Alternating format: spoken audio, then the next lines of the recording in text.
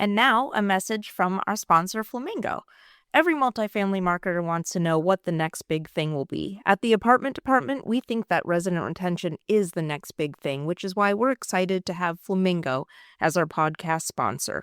Flamingo, founded by Jude Chai, is an all-in-one resident retention platform used by some of the top-performing communities in the country. And here's a fun little secret. If you see a community with 300 plus online reviews and 65% plus retention, there's a good chance they're using Flamingo. From automated renewal management and resident events to amenity bookings and even an AI concierge, Flamingo brings everything together in one sleek app that residents actually use. Learn more at getflamingo.com.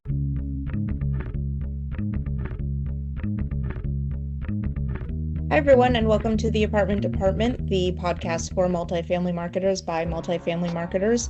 Very excited. We have Ben Pleat with us today. He is the co-founder and CEO of Kobu, and Kobu is basically allowing communities to drive resident satisfaction through resident engagement, which is a really big topic right now. We're going to dive today into how he started the company, user-generated content, why resident satisfaction is so important right now. So Ben, thank you so much for joining us. Will you go ahead and tell us a little bit about yourself and your journey to starting Kobu? Yeah, thanks, Anne and Chris, for having me. I've been a fan of the podcast for some time, and honored to be on. Yeah, I'm one of the co-founders here at Kobu, which quite literally stands for community building. We basically help multifamily marketers and owners build a really strong sense of community to attract, engage, and retain residents. So it's really around, turning your apartment community into an occupancy driving engine for you. So one of the kind of genesis points of starting Kobu was, yes, I kind of come from a property management background. I started my career in leasing, so that was definitely very formative on the kind of professional side of things. But actually, it's much more of a personal reason that sparked the genesis of Kobu, which was seeing my mom achieve her American dream, which was to move to Manhattan. She immigrated from Siberia to the US and always wanted to live in the city, New York City in her case. And about this point, 12 years ago, she moved to an amazing apartment building in Lower Manhattan. It was, kind of a dream come true for her. Everyone was so happy for her. My brothers and I would visit a lot, and basically, whenever we'd visit, we'd see her cooped up alone, in this nice apartment building with roof deck, all the amenity spaces. She couldn't meet a single neighbor, despite being, a really big extrovert, being really, really social, and that was really tough on her. It was really isolating, and we looked into the issue and realized this was about 61% of the US was feeling that level of isolation and loneliness. This all predates COVID. Obviously, COVID didn't make it better. And the data showed, and this was Cigna data, this was data from the US Surgeon General, the data showed it was actually a much bigger issue for younger generations, millennials, for Gen Z, which is kind of ironic that we're more digitally connected via TikTok and Facebook and Instagram and all, choose your favorite tool. And yet, as human beings, we're more disconnected than ever before, even though we're living closer than ever before as well. So we kind of saw an opportunity not only to deliver that sense of strong community that residents and people crave, but also to help multifamily owners drive better outcomes, whether it be retention, whether it be occupancy, and ultimately driving better property value. So that was really the genesis point for Kobu, and that mission's never changed. We really want to empower everyone to feel like they belong wherever they live and help property owners deliver outstanding results to their clients in that process. That's incredible. Tell us, so first of all, we were talking a little bit about the show. I have two boys and, so I was like, oh my gosh, I'm gonna start crying when you tell me that the product was inspired by your mom. So it's a wonderful story. Tell us a little bit more about how Kobu accomplishes what you just told us. Yeah, so a lot of what we focus on is basically helping properties drive occupancy in creative ways. So we're hearing a lot these days, and frankly, before, like occupancy is top of mind. There's a lot of supply being delivered in many markets. Frankly, most markets at this point, everyone's competing in the same places with Google Ads and PPC and ILS and brokers and locators, depending on the market. And it's getting expensive, right? And we found there's a much better way to drive occupancy, which is actually literally in all of your communities. It's your residents. So what Kobu does is build a really strong sense of community, a ton of engagement among residents. That's really where we uniquely focus in conjunction with whatever PMS you're using, whether it's Yardi, Entrata, et cetera, we can integrate. And basically what we do is we build this engaged community asset.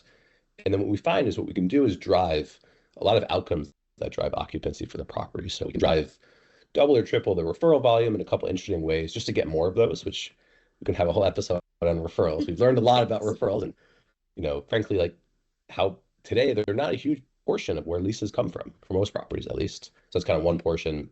Two is we found a lot of that user-generated content, that lifestyle content, can really help Mhm. paint a picture of why prospects should choose living in your property. So what we find is when we put that content on websites, we can drive much higher conversion. So usually two to three times higher conversion.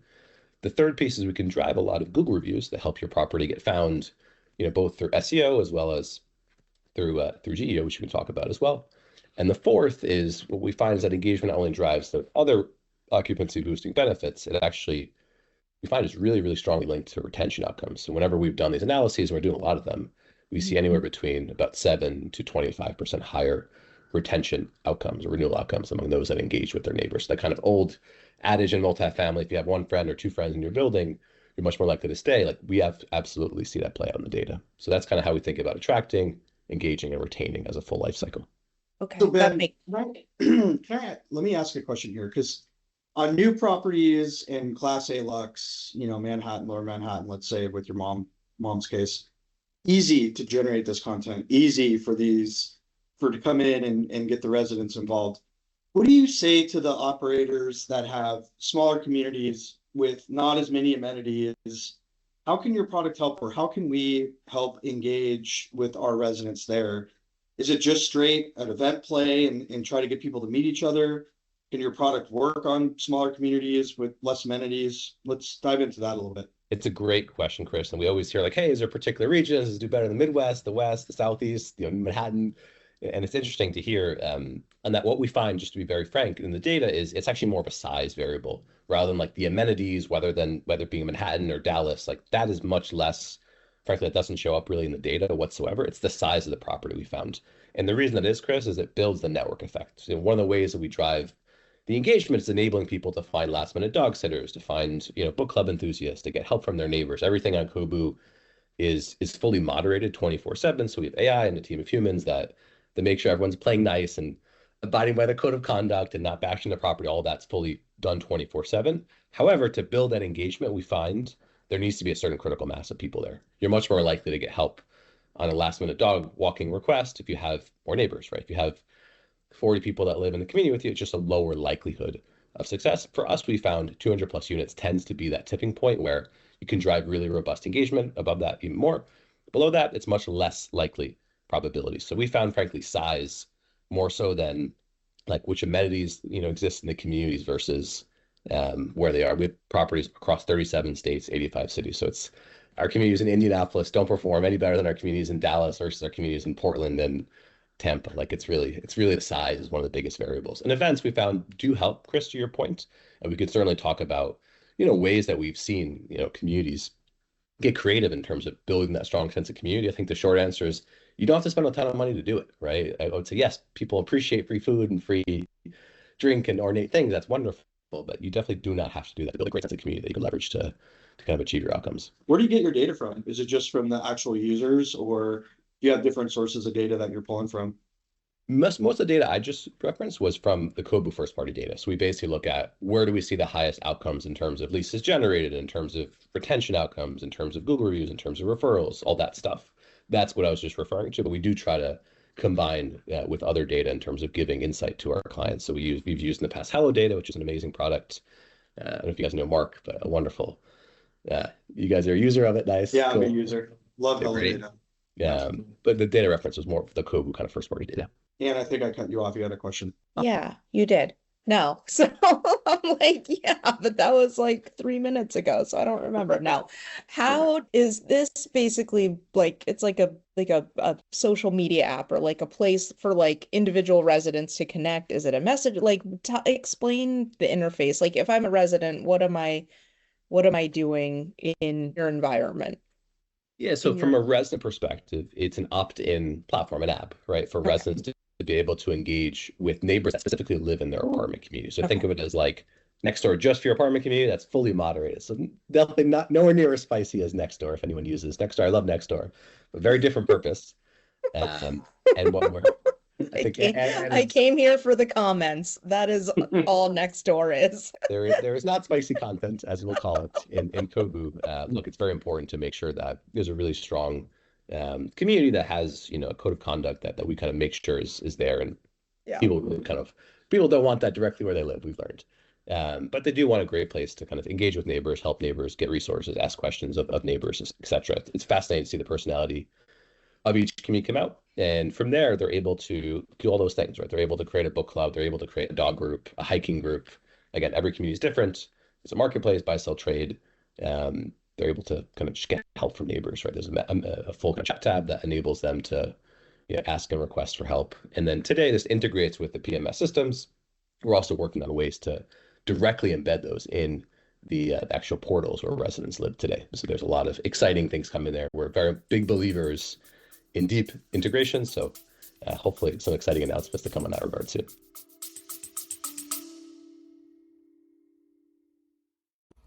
Want more from the apartment department? Find us on Substack for episodes and articles delivered straight to your inbox.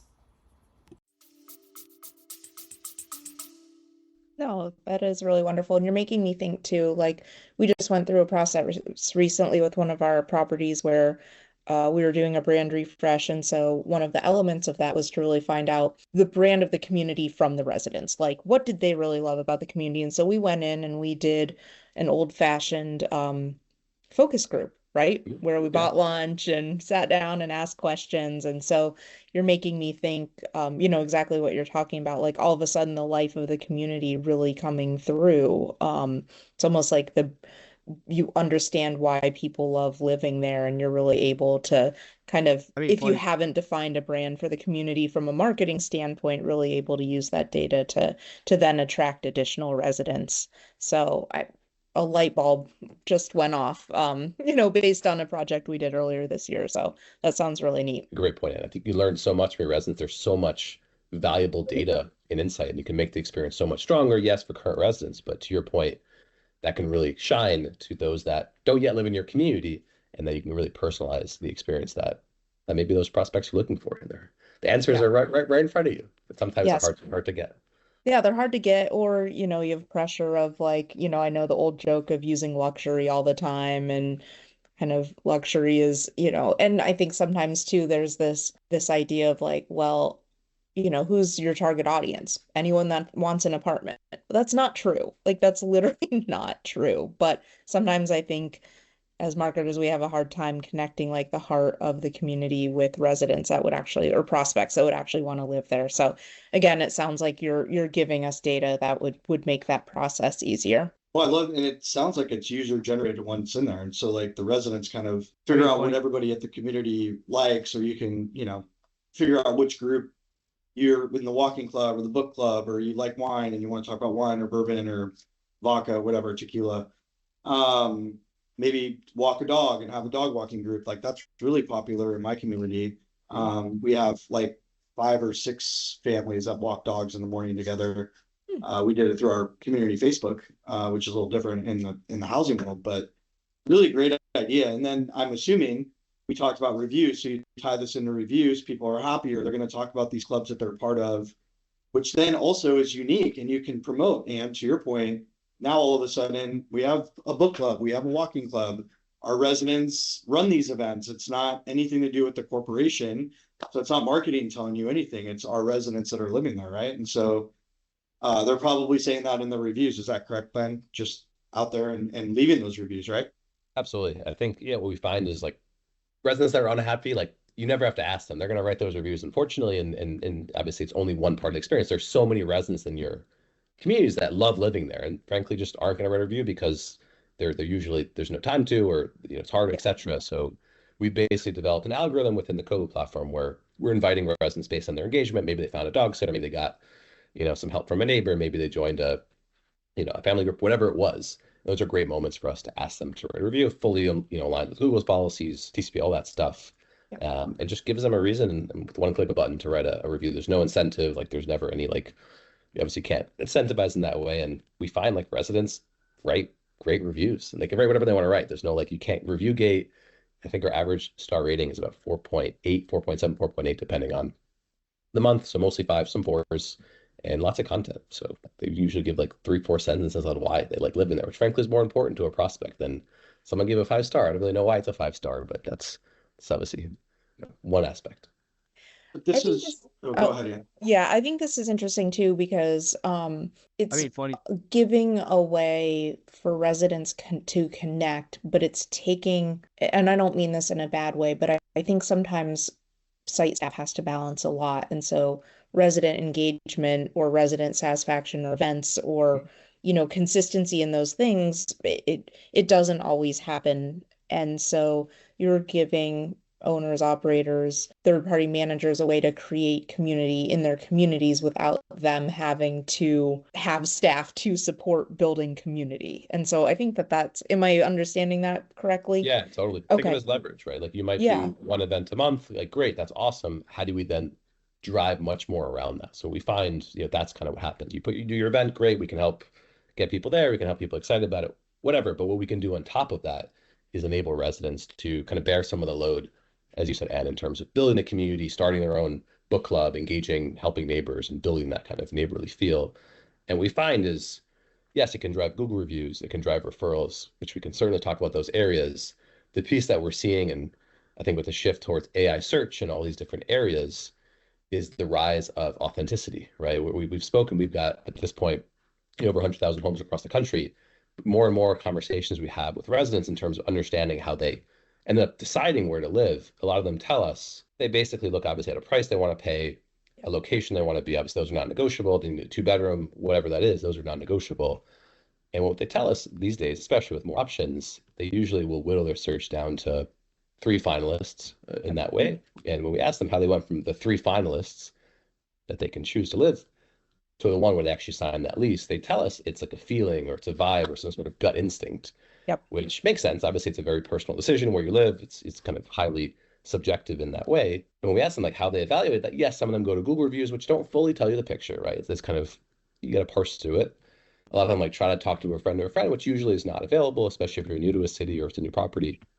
And we basically find like they're looking for that, like, how happy will I be living there question. And it's very hard to answer that today.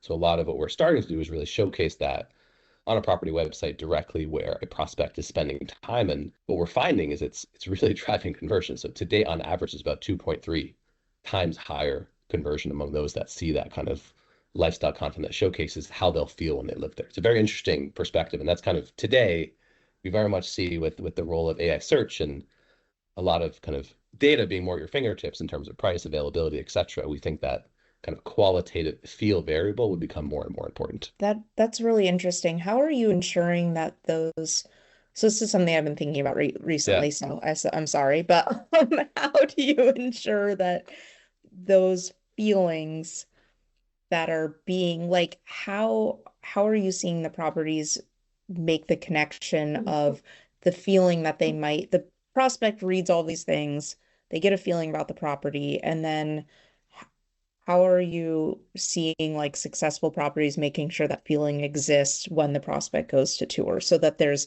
not a disconnect between what they're Yeah. seeing online and what they're experiencing? Yeah, I think there's a couple components to it. So one is kind of the curation at the front end. So that's kind of something we do directly for the property. So it's not Yeah. like, again, to your point, I started my career in leasing. Like there's so many hats your site teams are wearing. If you give them one more thing to do, it's not going to happen. It's And, too and much. it's too much. There's way too much going on. And that's kind of one piece of curation. And two is like, look, we tend to find communities that invest in building that strong sense of community. Like the feeling is not only available on the website and kind of showcasing when we curate this content for the site, but there really is apparent kind of in the site staff. So I think there is an element of like a cultural alignment around resident experience or resident satisfaction that I think a lot of our clients share. And I think, frankly, it exists in different ways. Different groups use different nomenclature and use different playbooks and different strategies. But yeah, I think to your point, and like that definitely also has to be apparent in the kind of touring experience, the actual visit experience. And actually, in that research, when we spoke to a lot of our residents who turned into residents, they told us like the main way they actually get a vibe, sense, or kind of feeling today is their interactions with the site. Everyone knows it makes such a big difference. Yeah. So 100% has to be there. It's not a replacement for that. And if anything, you really have to like have it be a great experience kind of through and through. So I think a lot of technologies can help with that, can make sure responsiveness is there. At least a lot of our clients use at least as well. And Amina was just on the podcast. So Yeah. I think there's technologies you can use, but ultimately for face to face with somebody, you know, being being available, being fully present, kind of answering questions and being patient, I think is, at least some of the basics that are really important. You're really speaking my language, Ben, because I'm trying to create this vibe right now with my content. I Yeah. am really trying to get away from resort and luxury and all the other things. Yeah. Because a pool is a pool and not every pool is a resort style pool. It's just not. And so, I mean, you're really resonating with the marketing that I'm trying to do. You keep saying, or you keep mentioning that you're curating this content.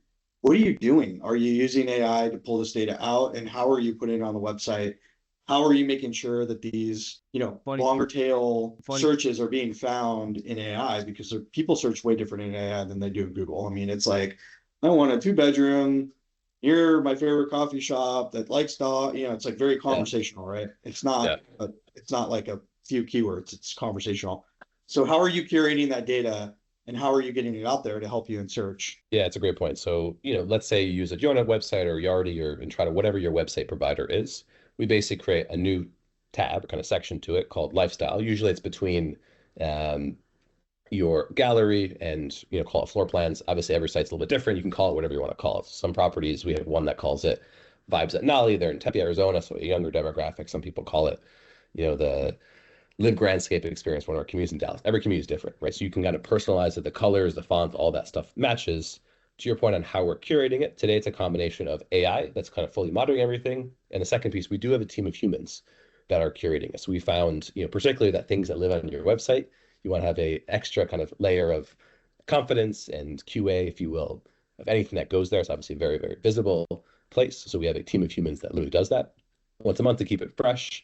And the way we've built the content blocks is such that it's crawlable by algorithms. So it should be able to be found by whatever Google algorithms in the future as well, AI search, things of that nature as more and more prospects and renters are looking at Perplexity and Claude and ChatGPT, and just the usage rates are obviously incredible and growing faster and faster. So what we're basically enabling properties to do is answer those questions when someone says, hey, I love being outside and I have 2 dogs and I want to be in a very outdoorsy area. Where should I live?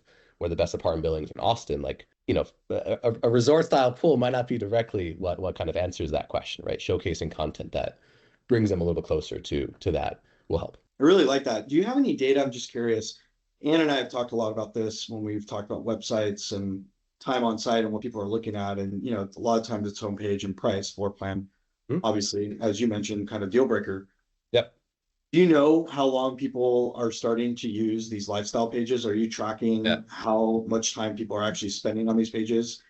Maybe that gives a sense to those listening that want to try it, like I do and Ann. I think Ann's going down this path as well, that it really does make a difference. And, they're not skipping over that page like they would maybe a different gallery per se or something like that. Yeah. So what we find, again, every site's different, but by far the number one is floor plans. Like floor plans is basically every single time we look at analytics and Google Analytics, we see that being number one. 2 is usually gallery. It depends on the site, but again, that usually tends to be number 2. 3 can be a jump ball based on what the site offers, but usually the Kobu lifestyle content is either number 3 or number 4 on the website. It's certainly way higher than the neighborhood page, where we see a lot of properties still have those. Look, they're not unhelpful, but usually we're finding prospects when we talk to them are looking at different ways to assess the neighborhood. And there's a lot of kind of tools at their fingertips to be able to assess that component. So usually it's the third or fourth highest component. And I would say what you're finding is what we do in Google Analytics, for instance, we create 2 audiences. Those that go to the website that don't visit this lifestyle content, the user-generated content, and those that do. And we look at the actual outcome differences towards whatever the key action is. So the key action usually is scheduling a tour, submitting an application. Again, every site's a little different. Every group's a little different in terms of how they define those key actions. But that's how we're looking at the conversion rate differences. And the national average we're seeing today is about 2.3 times higher. In some cases, it's as high as 6 times higher. So it's interesting. Every site, every market's a little bit different, but that's what we find, the kind of tight band. And it's a very interesting, consistent increase pattern, which is always something we look for. It's not like, hey, in some cases it's 0, in some cases it's a lot. It's like pretty consistently in that band. And that kind of shows us and corroborates a lot of the just like actual conversations we have with many of our prospects that turned into residents around how they went through that process. That's really interesting too, because, to optimize a website to be able to increase conversion rate. So from like visits to leads, let's say an average site is like 3%. I'm not gonna be able to do math, but like 3%. What? So all of a sudden, if you're increasing to 5% because of this content, this lifestyle content page, like if you look across at that across an entire portfolio, all of a sudden, I mean, a marketer could do the math and say, okay, my websites create this many leads and they turn into this many leases. And if I'm increasing my conversion rate, then in theory, I am going to be able to create this much more revenue because you can make assumptions about your average, 12-month lease value based on your average rent across your portfolio and everything. I mean, so this is like with the data you gave us about an increase in conversion rates, this all of a sudden becomes a very easy thing for a marketer or operate, whoever is interested in implementing this type of strategy, it becomes a very easy math problem of like, this is why it's worthwhile, because you literally could show a theoretical increase in revenue across a portfolio based on a lifestyle page strategy. Absolutely. No, it's incredibly Sorry, that was like very, but yeah, I'm no, like so excited about you are it. spot on, and it's highly measurable. I And, just, Yes. yes. And it's easy like, we're because then geeking out now, though.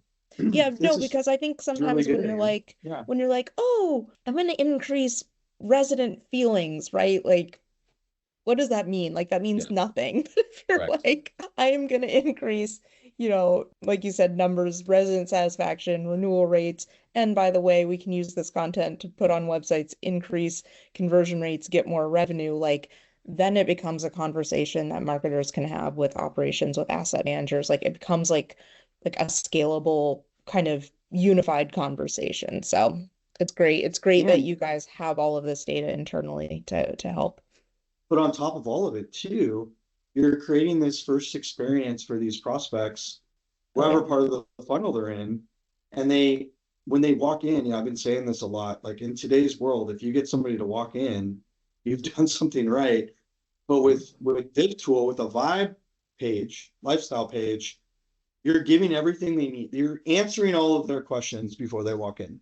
When they're walking in, you're right. They're making sure that the staff is matching the vibe and that they Yeah. can feel comfortable living there, and that the beautiful marketing photos that we're all doing match what they've seen, or the apartment, looks like what they've seen, or it'll work for them. But I really like this, and I think it's the new way we need to go. I think we need to stop being so cookie cutter and really figure out the brand of each of our communities and bring that to life. And you're huge on branding. And yes, it's important for the management company to be branded, but it's also important for each community to have its own feeling, because they're all different. They all have different residents, they all have different demographics, they all offer something different and why people choose to live there, for whatever that reason is. Yeah, they do. And right now, gathering that data is made easy in some cases. Like there are ways where there are some platforms where it's aggregated, like the reputation.com, if you're, getting reviews and surveys and all that. Like there is a place where that data is aggregated, but I think that, the data that you're talking about in Kobu it's all of a sudden a scalable way to get brand information about individual properties on a portfolio level. Because what I talked about before, doing focus groups is amazing, but it's not scalable. I mean, like it's time commitment heavy. You have to find the residents you want. You got to buy them lunch. You have to, all of a sudden it's like 6 hours worth of time times 100 communities. It becomes a lot. So I like that too, that it's like real information, but scalable and already aggregated for you. Totally. I think what you kind of mentioned, and like the average conversion rate websites around 3%. We've seen 2 to 4% kind of be the range. And Yeah. we hear a lot of asset managers and marketers these days saying, hey, I need more traffic. I need more people coming to my sites. I need to pay for that platinum tier or whatever Yeah. the tier is. And the reality is you have thousands of people coming to your websites. I mean, it can be more depending on the market, but every single month. So the difference of going from, call it 2.5% conversion to going to 4 or 5% conversion, it's really consequential. Like your marketing is probably working. The question is, how do you get more leverage to get more of them to actually convert into tours, into applications, and then kind of go through your process. Actually, don't visit your site, or then don't kind of take that action from there. That's not going to turn into a lease. So we found like giving leverage to marketers to help Yeah. them get more bang for their buck from whatever marketing spend they have today. And by the way, maybe actually spend less money in the future, right? Maybe go from spending $4,000 a month on daressayapartments.com that's going up to maybe spending 3,000, maybe less, right? And suddenly that then flows directly down to the bottom line and your occupancy continues to grow, towards your goal. So that's kind of what we're thinking through, especially as the world is shifting towards this direction. The one thing I will mention that's kind of more in the experimental phase right now, but we're seeing some really interesting, compelling results I've not shared externally, but we're also seeing that kind of user generated lifestyle vibe content is very impactful in the actual tour to lease conversion process as well. So we're integrating directly with CRMs that are sending follow-up notes. We're finding on average about 2 times higher conversion. Oh, so interesting. So that user-generated content is being put into automated follow-ups, basically. Is that what, am I understanding that? And then, Automated follow-ups that are yeah, tailored. So like, hey, yeah. last week 10 neighbors came together to celebrate this dog's birthday and like showcasing examples of it. Sorry, I lost my voice for a second. That's okay. So But see, passionate about this topic. You're so I lost my excited. voice. Yeah, I know. here's what's great though, and he's bringing in the prospects, right? He's helping to bring in the prospects with all of this data, and then he's closing the back door too, which we all struggle with. And so if you close the back door and you get let's say you get a 1% boost on your incoming conversions, all of a sudden, it's a lot less leases you need, a lot less spend. I mean, it really does. When you can get them in the door and close the other side, then you're really hitting on all cylinders with your marketing. We've I mean, learned yeah. Go ahead. No, I was gonna say, I mean, I'd much rather make sure that all of our marketing channels are optimized as much as possible than ask for more money. I mean, Yep. all day, I mean, I think that's kind of a general marketer's theme is like we actually don't want to spend more money. We just want to make sure everything's working properly. Totally. Especially now when things are getting more and more competitive and many budgets are actually getting tighter, right? On top of that, so you have to get extra creative. And Chris, to your point around back door, front door, we usually, and when I was on site, I heard this, like there's sometimes not a fight, but like a tension between or a trade-off between what you do to support the front door and the back door. We've learned it's actually not like what you do to drive the front door actually can significantly increase the back door, retention rates. So it's like not an either or. If anything, it's very much an end. We talked a lot about this at my company, and we ran. I know not everybody's in a contest, but I love it and I do a belt. We did a contest on the move-in experience because that first impression on the move-in experience can set the tone for the rest Absolutely. of your tenancy. And if you have a bad experience when you move in, you don't really forget it. And so to your point, they really do go together. Taking care of our residents is what we do. We want to do that. We want to take their maintenance. We want them to have good experiences. We just have a lot. I mean, you've been on site, our teams have a lot that they have to deal with and a lot that they have to manage. And I think one of the favorite quotes I have is, one of my favorite managers I've worked with, it depends on what hat they're going to wear that day. Are they a psychologist? Are they a leaser? Are they a manager of the property? Are they, because they have residents coming in just on, the whole thing. And so any tool that we can use to help us create a better experience, no matter what that is, and then also get some content out of it, as I'm an SEO geek, and you can get some content that's different than your competitors, then to me, it's a win-win-win. I mean, agree more. I mean, I think that is the future of where search is heading, right? And I think as marketers, we have to be at the leading edge of it. And these things tend to happen pretty fast, is what we find. And sure, the digital transformation happened over a period of years or decades, but it seems like this era of AI, in terms of consumer behavior is, 800,000 monthly active users on ChatGPT. Like that's 800 million, sorry. That's almost a billion active users and growing. It's not slowing down anytime soon, it doesn't seem like.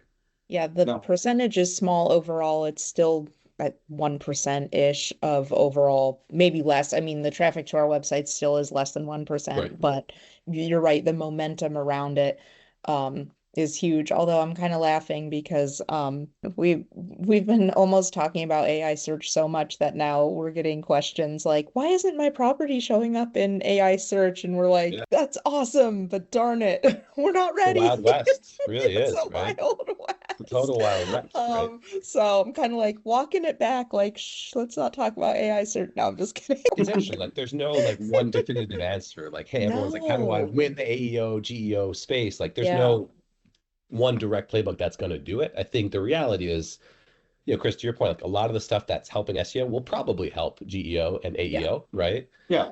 However, it'll be different, right? A lot of it be more earned, a lot of it be more authentic. Like a lot of these, blog posts that maybe fed SEO in the past may not directly be as impactful for GEO. But for instance, things like Reddit.com, right, where user generated content, again, people are Yeah. talking and hey, I live in Columbus. What do you guys think about this apartment community? Like that's going to be found very quickly. And Reddit just so happens to have a data partnership, with the Yeah. major AI search platforms. So, suddenly you're starting to see this user generated content sort of show Really? up directly where prospects are looking. So that one thread that like happened 4 years or whatever, a year ago on Yeah. Reddit about your property, like it matters, right? What people are saying matters.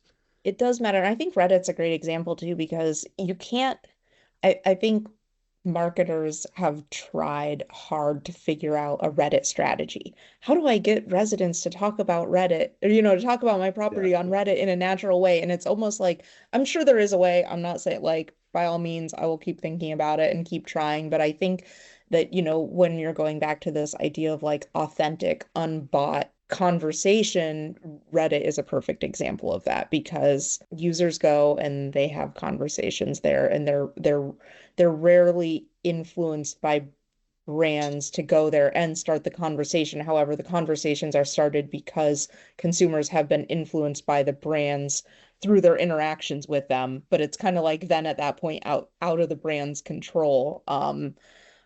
I don't know. So it's interesting, which again just comes back to the point of like give your customers a great experience and they will have great How about that? conversations Yeah. No, about it's the basics, right? Like I think we talk a lot about getting back to the base. It will pay dividends, especially in this world where it's really hard to hide behind, public like this is going to be out there, right? Especially in like Reddit and places like that. Build an amazing experience, be great at maintenance tickets, all these areas that we know are critical, you. and that will pay dividends in terms of actually getting more people in the front door and obviously keeping them, from leaving the back door too. Oh, this has been great. What a fun conversation we're having. Time is flying, man. As I always. know. I'm sad, but I have two more questions. They're not they're related to what we're talking about, but not. But what like I'm asking this to both of you. What are like, we're talking about brand experiences. What are like two of your favorite brands? Just like to interact with in general. I mean, Chris, I'll let you go first. I know, sorry, curveball. Oh, I I was love it. It's a thinking, great, yeah.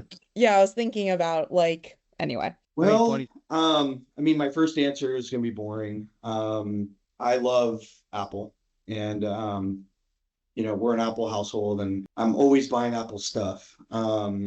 And so it's a brand that I love. It's a brand that I trust. I think that's the biggest piece for me when I'm thinking about a brand that I love. And the next, this is bougie, but I'm a Four Seasons fan, and so that's one of my favorite brands. And I like the experience of when we stay there. We're lucky enough to be able to do that, and it's a great experience for my family and I. They really take care of you. I mean, funny story. We were just recently we're in a hotel. One of my youngest had a cough, and I was like, "Hey, we need a humidifier." Boom, it was in our room. We just took a shot in the dark, but yeah, they made it happen. That's Make it amazing. easy button. So those are my two brands right now that I'm focused on. Okay. Awesome. Yeah, no, they kind of live that golden rule, right? Do unto others as you want to be done to yourself. I think it's a really powerful. I believe it's like part of their culture and a storied experience. I would say the two that come to mind for me, and the first one, it's kind of more poignant recently, is a company called Chewy.com. They do, pet care and pet Yeah. supply online. Yeah. And their customer service is incredible, right? Their responsiveness is first rate. The just attention to detail is phenomenal. Like the relatability as a kind of we had two dogs, and unfortunately one of them passed away about 7 months ago, which is never easy. And just the amount of kind of grace and respect and just like attention to human detail that we got through that. They sent a letter of condolences. We had to return some food. They were super, super helpful with all of that. And Hmm. they kind of embrace customer centricity, I would say, to the max.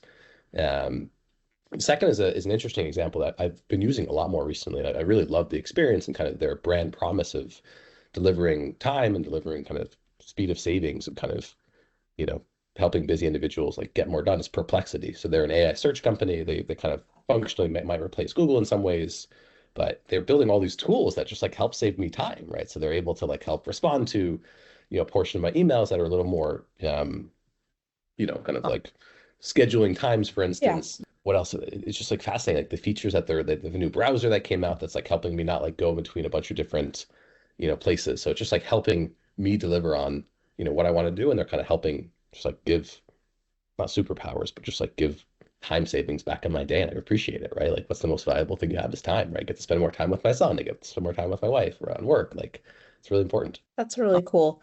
Yeah, there's nothing worse than spending time like those emails back and forth scheduling and stuff like that. Like to be able to get time back to do something else is that's really cool. Okay. Ben, is there anything else you want to tell us before I ask my last curveball question? No, look, I think the question you asked is a great question. Like, what brands do you love? And I'm actually currently reading a book called Winning on Purpose by Fred Reichheld. He was the one that invented the NPS Net Promoter Score system, and it's a fascinating read. I'm midway through it, so I definitely can't share that much of Yeah. through it, but it really kind of helps you understand like when you build incredible brand equity and satisfaction scores and truly like are able to measure it.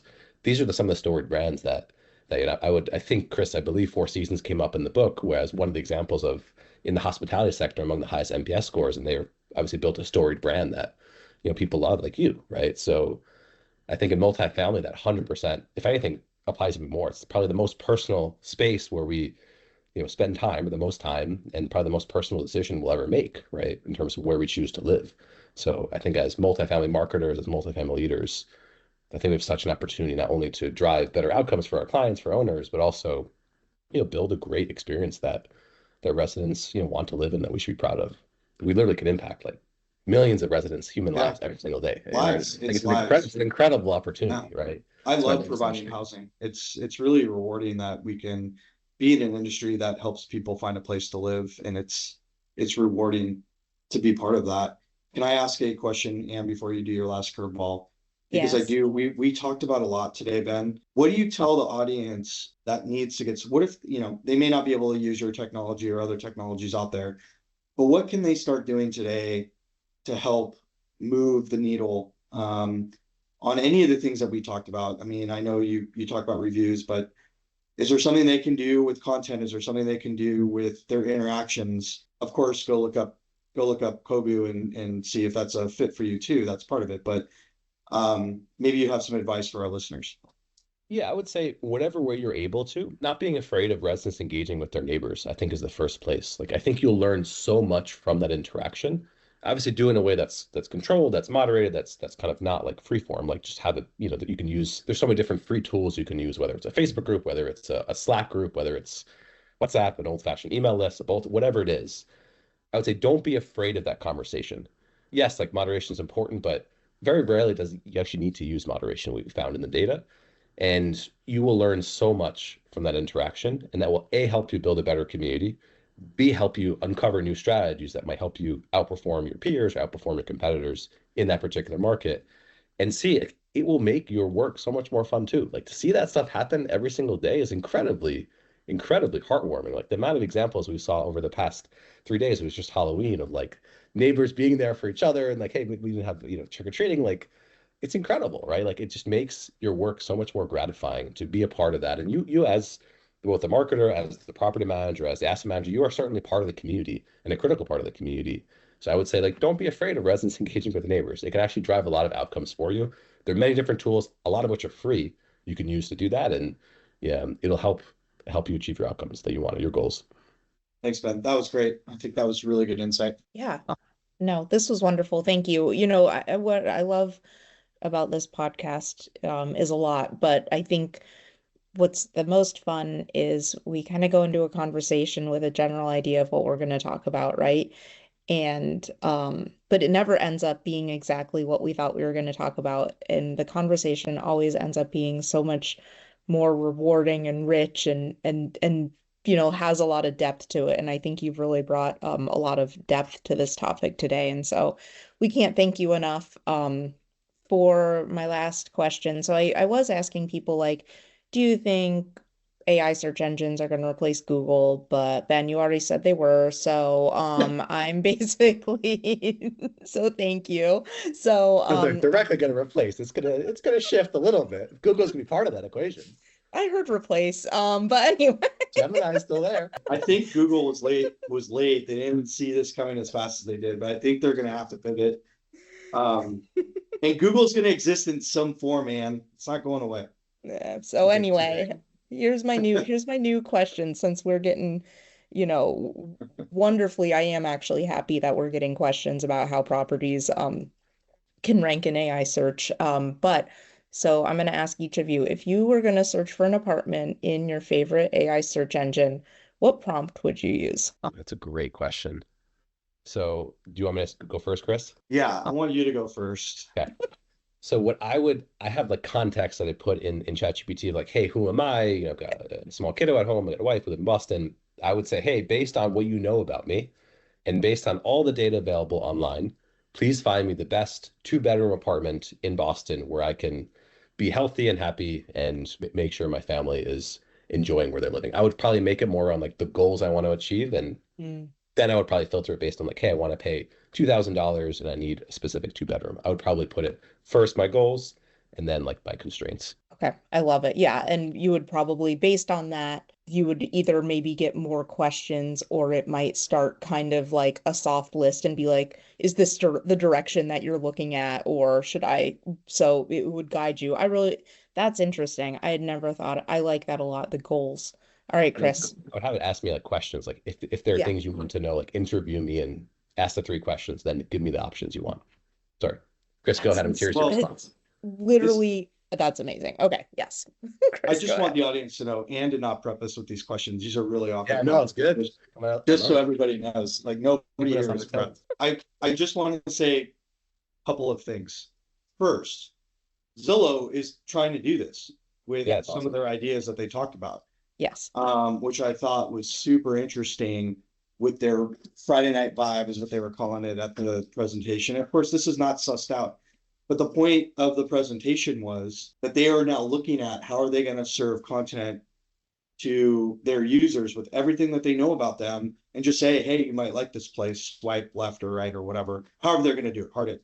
And I think that that is how you're going to win in search moving forward. And of course, us as marketers need to figure out how we can make those lists. And we're not for everybody. My communities, some of them, every community is different. And so we just need to cater to what that demographic is and not try to go to everybody anymore and just who wants, and really get specific.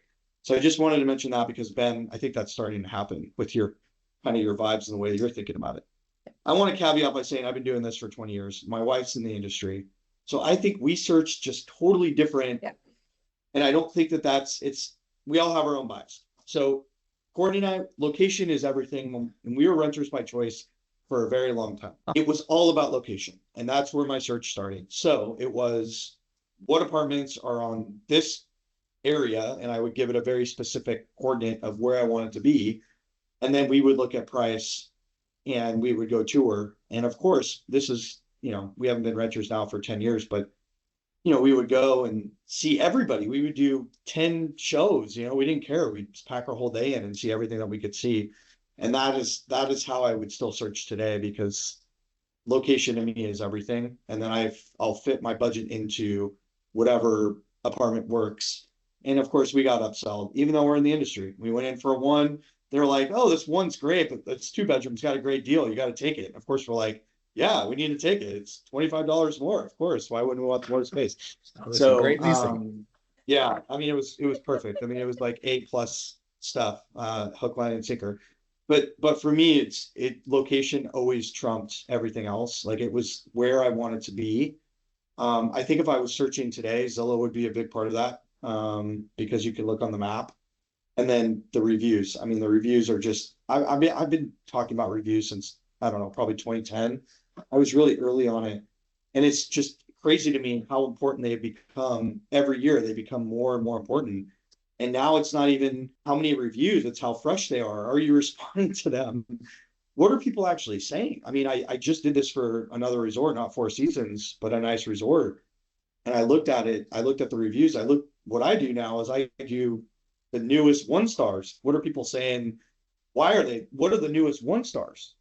At some of these things, to kind of figure out what people are trying to say and then what's true, what isn't. Anyway, I gave you a very long answer, of course, because I'm passionate about this stuff, and for me, it's always about location. So it's always going to be, I need an apartment, and I don't care necessarily bedroom count.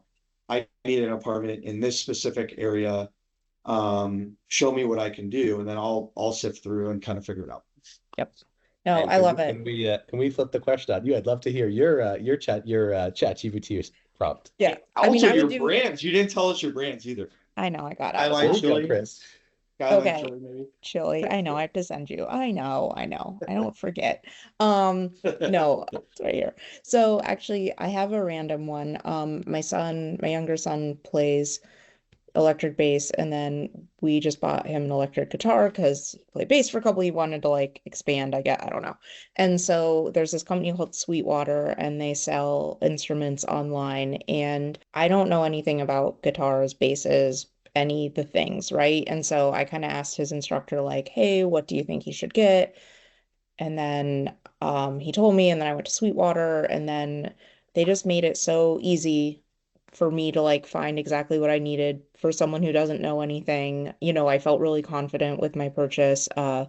We had a problem with his bass a couple years ago where something with the strap, like who even knows? I don't know. Literally, I like wrote to them and I was like, something's wrong. And they were like, send it back to us. And I sent it to them and they sent us a brand new one. And honestly, I think we were the ones that screwed the base up and they didn't even care. They just like sent us a new one. And just was really, so again, I've made two purchases from them and I had to make one return that maybe was our fault. And it just was a wonderful experience. And the emails they send to like confirm that your order is placed, they'll call you and ask if you have any questions about your order. I mean, just the customer service is unreal. Um, so that's one. And then I have like three others. That I like, but so we've been driving around a lot. So I like McDonald's a lot right now because of their app. So I basically pull into a McDonald's, pull open their app, find something that's on sale, click it, tell them the code, it pops up, they know my name, the points go in, and it's just like a really seamless experience. So I like the seamlessness of it, and I like that I'm like getting a deal because Yeah. even though I'm not, but I'm like so I'm cheap by nature, so I appreciate that. And then how I would search in ChatGPT, I would do something similar, Ben, where basically like based on what you know about me, where should I live? And then because I want the very most basic, I like don't want to pre-tell it stuff. I want it to start asking me questions because I don't want to accidentally bias the results by saying something. So I'd rather it take me through a whole series of questions.